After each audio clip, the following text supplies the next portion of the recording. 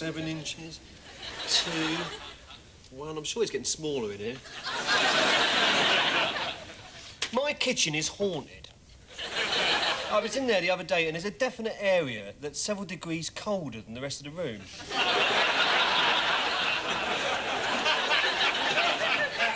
And I was looking at it the other day and I thought, that's my fridge. But my kitchen is haunted. The other morning, I got up and I found the ghost of Anne Boleyn trying to get the lid off a jar of beetroot. And there was Mozart helping himself to the Nesquik.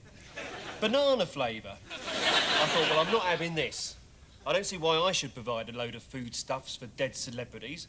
So I thought, what I need an exorcist. So I went down to have a look at the cards in the newsagent's window, you know.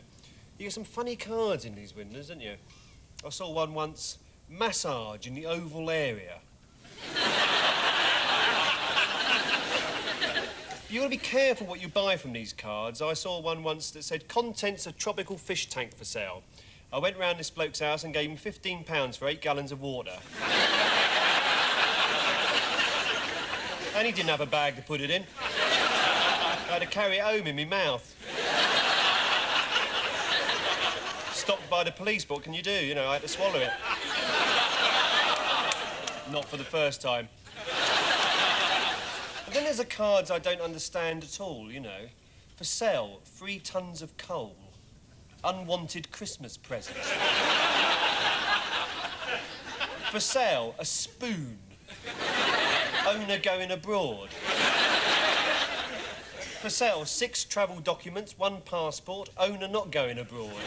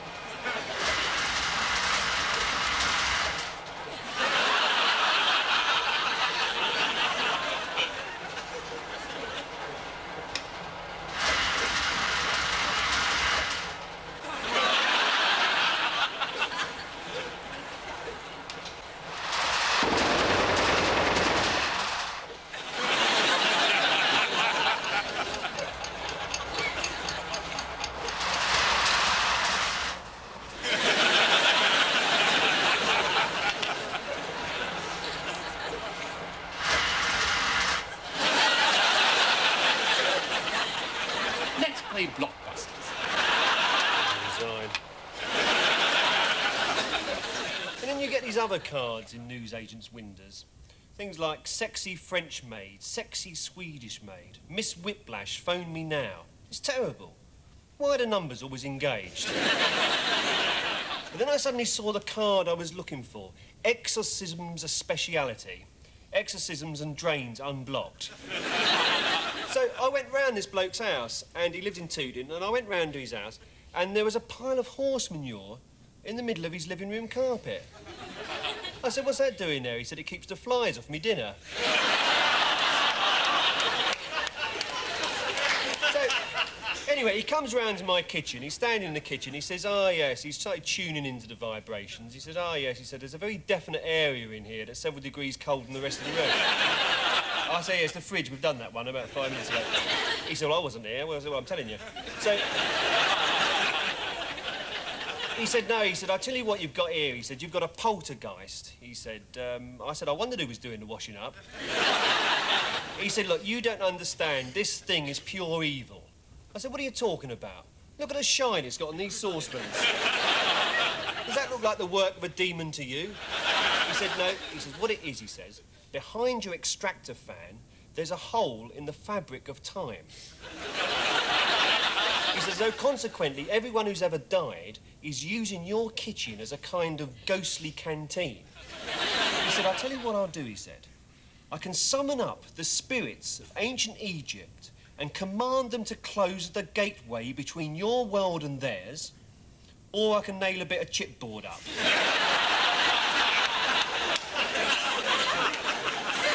So he nailed a bit of chipboard up, you know, and since then I haven't looked back.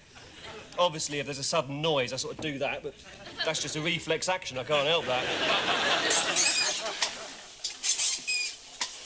Stroke. Stroke. Stroke.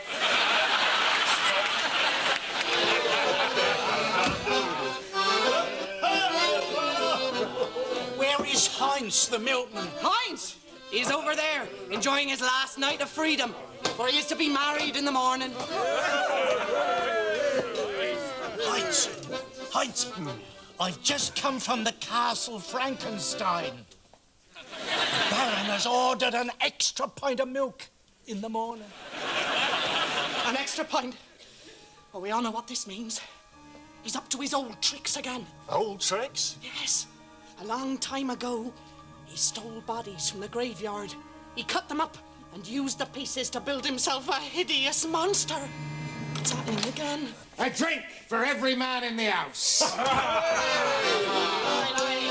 Tis Will the carpenter. Why do you celebrate, Will? I have just finished my work at Castle Frankenstein. Work? What work is there for you at the castle? Well, I've been building an extra bed. How big is this bed? About 8 feet long. Wait, what is that sound?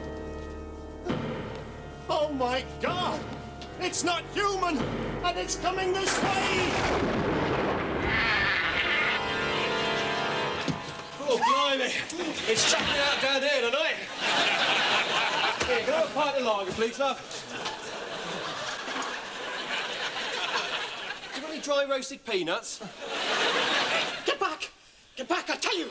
What, I've not missed last orders, have I? What time do the pubs close round here, then? Go from this place, you fiend from hell. Blimey, look at the long face on him. What's the matter with you, mate? Your lederhosen shrunk in the wash. What business do you have here in our village inn? Well, I just thought I'd show me face. I mean, this is going to be my local, after all. Has the Wolfman been in? Do you know him? For many years now, the Wolfman has terrorised our countryside. Well, what's wrong with that?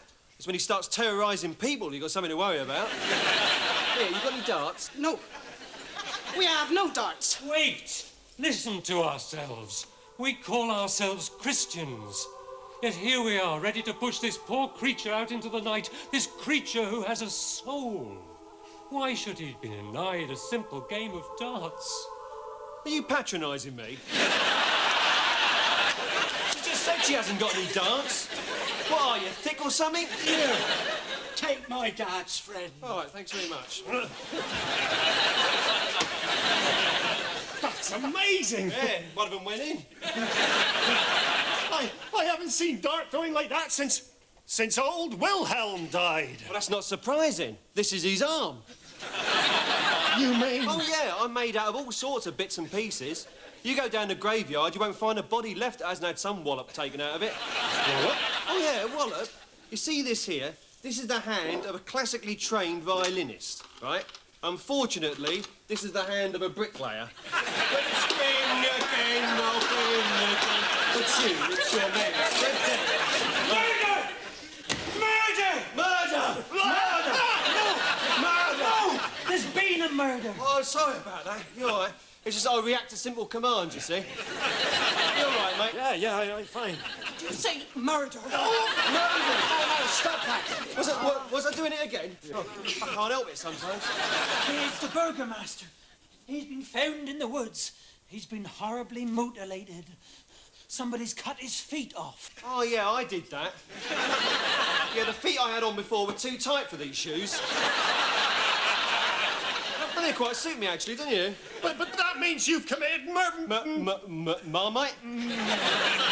Mulligatawny. Mrs. Mills. Murder. Yes. Well, why didn't you just come out and say it, then? Oh, I thought we weren't allowed to say murder. This has gone far enough. This creature is an abomination. I say kill the monster. Yes! Kill the monster! Have you ever been to a harvester before? Wait! Kill! All right. Fritz, don't you know me? How did you know my name? Because, Fritz, although I look like a monster, I have the brain of your father. Daddy! Here it is, I keep it in my pocket. Look, there we are. You can keep that. Now then, am I going to get served in here or what? No, Why not? you're wearing workman's clothes. Public bar. Pardon me for living.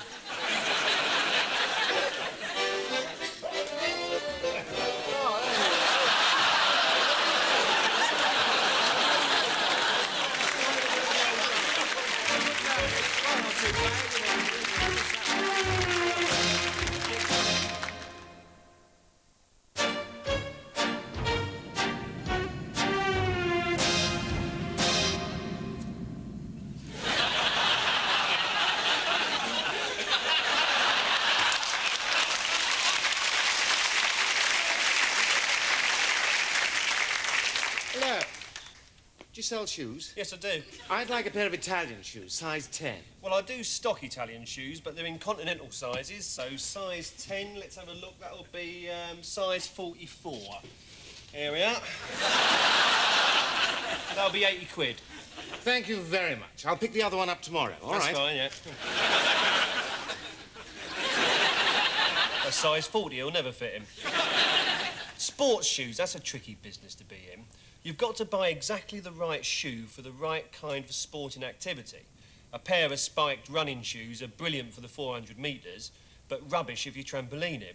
At one point, you could only ever buy plimsolls. Now you can buy fish, glass, eggs, electrical equipment, you know, paint, door knockers, anything, though. People who are really seriously interested in running can buy a pair of shoes where you pump air into the soles. They're called air soles. Or is that the people who wear them? I can't remember. What I can't understand is, why is it that places that repair shoes also cut keys? I mean, where's the connection there? You don't say, oh, the heel's come off my shoe, I better get a key cut for the back door. You don't get other shops selling unusual combinations, do you? You don't say, oh, look, there's a do-it-yourself shop that also sells pasta. Let's go and get some tagliatelle and a stepladder. Did you put those heels on my shoes? Heels? I thought you said eels. Did you want them jellied? That would be nice. Yeah, well, here, let's give them a go, then.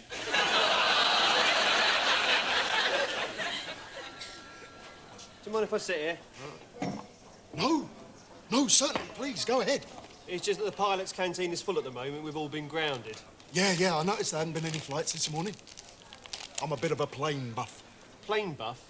What are you, an envelope? Where'd you go for your holidays? Manila? No. I'm a plane spotter. I jot down the numbers of the planes as they fly in and out. Well, you won't see many today. Worst weather for us pilots. Bright sunshine. I would have thought that fog was the pilot's worst enemy. Au contraire. Fog is the pilot's friend. You make a mistake up there and nearly hit a plane, you can disappear into the fog before anyone gets your number.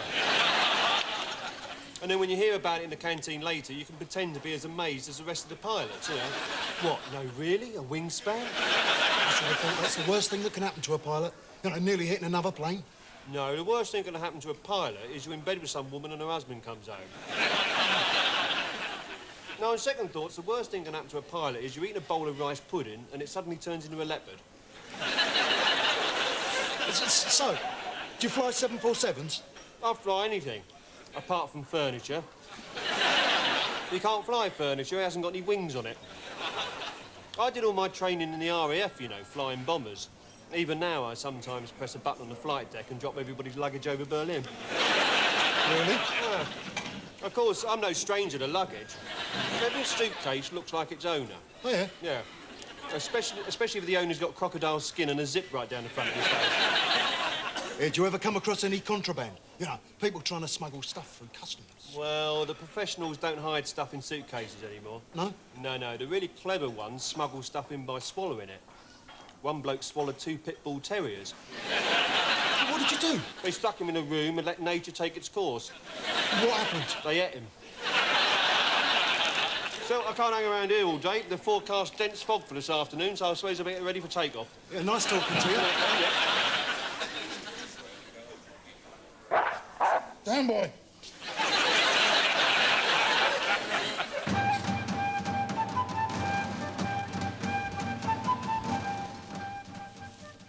Now is the winter of our discontent. All the freeze. Glorious summer by this son of York. On its own, number one. And all the clouds that loud upon our house. A house called Eyes Down for the next soliloquy. Look at these. I've polished these shoes so much I can see me face in them.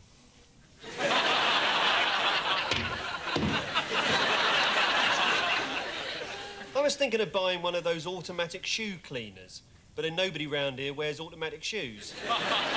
Apart from the bloke at number 27, his wife bought him a pair of radio-controlled shoes so she can send him down the shops any time she likes. He's got no say in the matter. She presses the on button and he's off to Tesco's at 45 miles an hour, red-faced and swearing. He usually comes through here about now, as a matter of fact. You bloody cow! This is about how we think I had to go shopping. I wanted to wash the car, Daddy.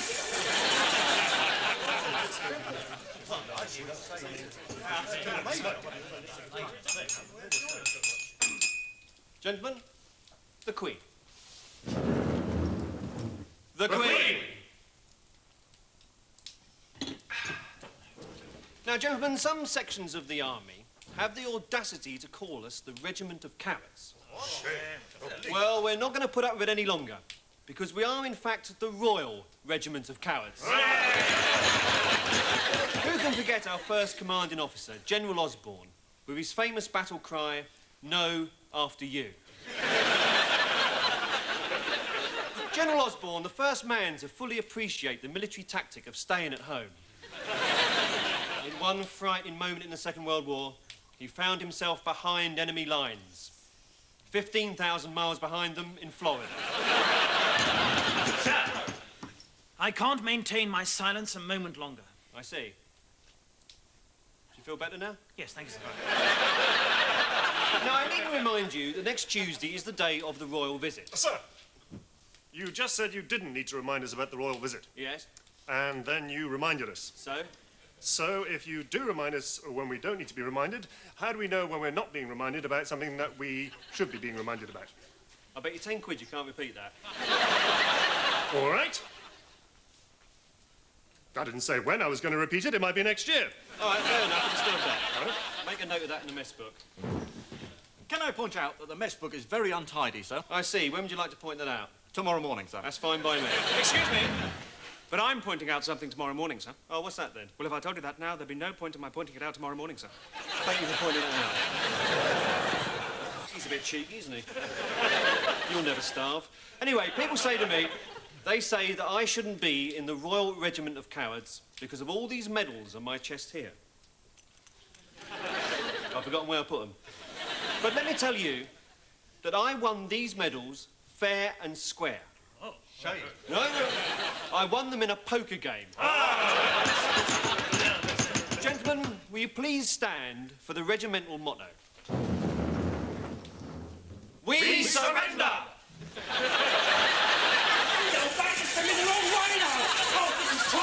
This is very nice. Thank you very much indeed.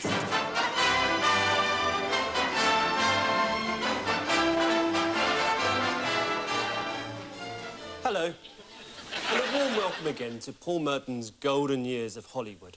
Tonight, we pay tribute to the last of the great Hollywood maverick movie film directors, G.F. McIntyre. McIntyre was a total perfectionist. In his 1943 movie, The Curse of Ramesses, he insisted on auditioning the sand, subjecting each grain to several screen tests. Ever the stickler for detail, he insisted that the pyramids wore makeup. McIntyre was also known for making cameo appearances in each one of his films. In this scene from his 1938 classic weepy Lavender Romance, eagle-eyed viewers might just be able to spot him. Charles, these last few days have been absolute heaven for me. I never realized such happiness was possible. Yeah. How long I've waited for this moment. Just you, me, the moonlight. McIntyre flouted the studio system and was notorious for his unpredictable decisions. When casting for the Sheriff of Tombstone Gulch, he saw Gregory Peck in Moby Dick and immediately signed up the star. The gambling scene is rightly considered a classic. Poor Jax. Hey, stranger. Looks like you got one too many cards up that sleeve of yours. Easy, Roy. We got our own way of dealing with cheats in this town. Whoa! Whoa! Hey, let me down! Let me down! McIntyre was a workaholic, often drinking 3 bottles of Workahol a day. In 1958, whilst making Rocket to Neptune, he also started work on another film, the Victorian melodrama The Fallen Woman. But unfortunately, due to a series of terrible mistakes by the processors, neither film was publicly screened. Until now. Emily, I'm not entirely happy with your attitude toward the servants. Well, I'm sorry, Claude. But if a kitchen maid comes to me for help, how can I refuse? I've spoken to the butler, and he informs me that he has already dismissed the kitchen maid. Yes. Well, the butler doesn't run this household. I won't be spoken to like that. Emily, I think you sometimes forget who exactly is the master in this house.